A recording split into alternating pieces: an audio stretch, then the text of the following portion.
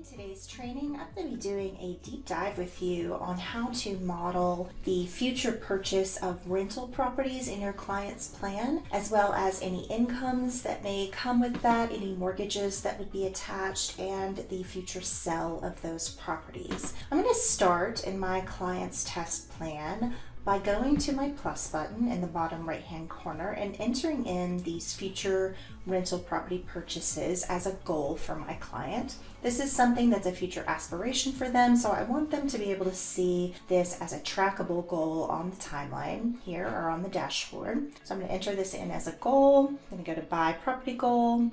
The asset type will be a rental property. It's going to be owned by my client Amy here, and rental property 1 is what I'll call it. The market value will be estimated at $650,000.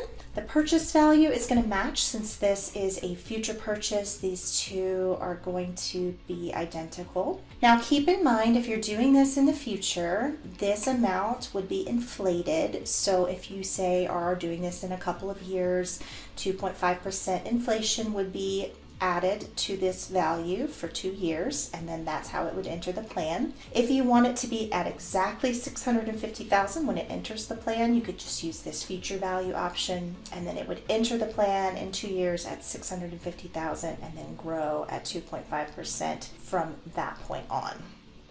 I'm just going to use present value for this example. And then in the timing section, I'm going to use a event icon that I already have created on the timeline. Rental property purchase at her age 54. I'm going to set that as the start event. For now, I'm going to leave the sell event here at plan end. And then on the debt section, I'm going to create and link a mortgage debt to this. Now our purchase price is going to be $650,000. So mortgage on rental 1.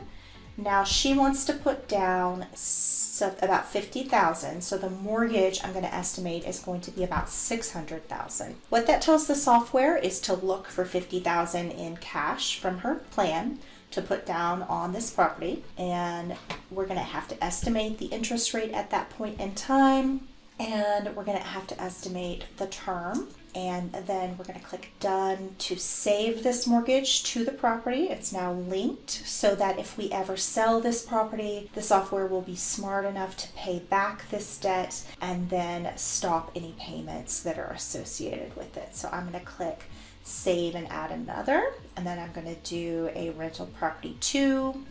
So rental property 2.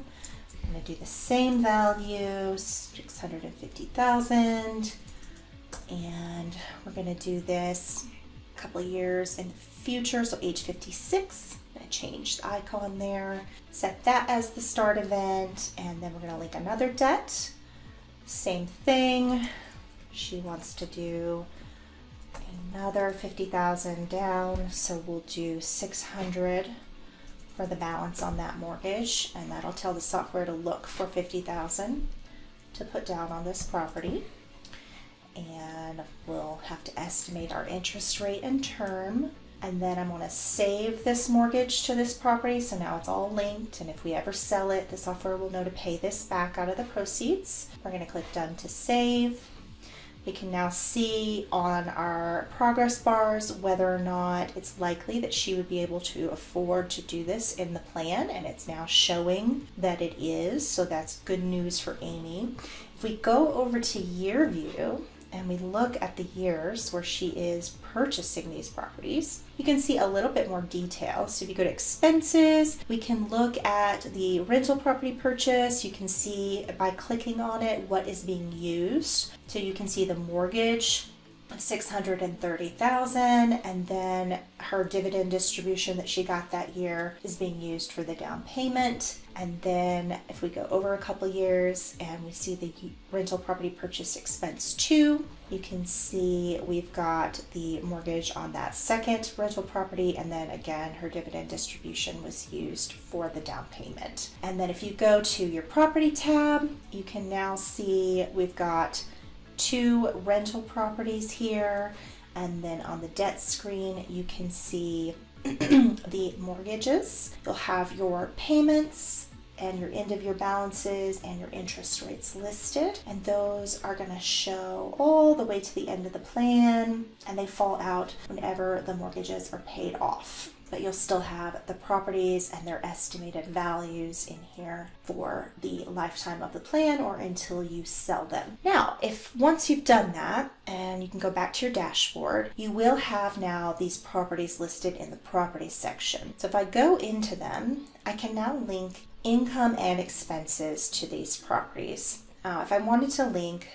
rental income to these properties, I could do so. So let's say I want to create and link a new income to this property. Rental income on property 1. So we want to model an estimate of her receiving rental income from this property. And let's say we want to model her receiving about $40,000 annually from this property, and we could select the correct tax status on that property and the growth that we want to see, and you would click done to save it, and it's now linked to this property. So again, if we ever sell it, the software is smart enough to know that she's no longer going to be receiving this rental income. So we would click done to save that, and then we would do the same thing for the rental property 2. We'll start that, create and link income, rental income on property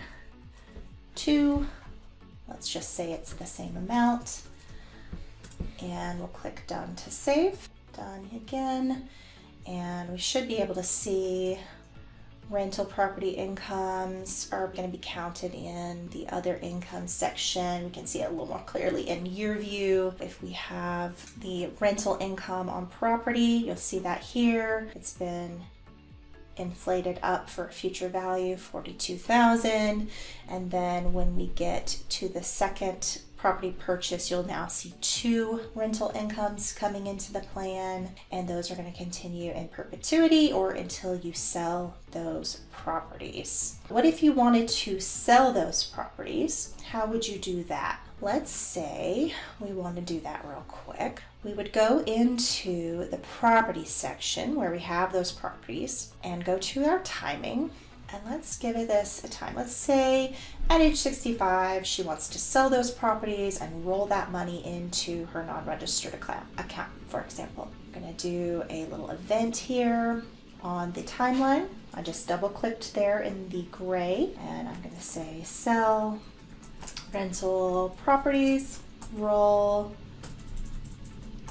proceeds into non-reg.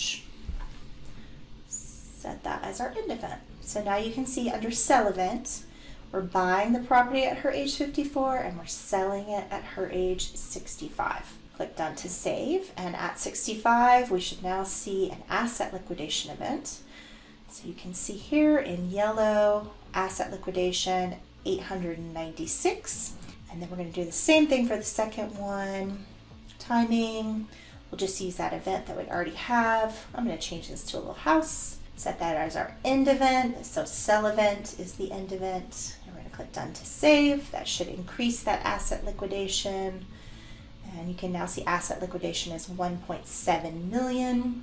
And now I just need to tell the software where to put that extra money. So I'm going to schedule a transfer by going to my plus button, transfers. I'm going to transfer to that non-registered account.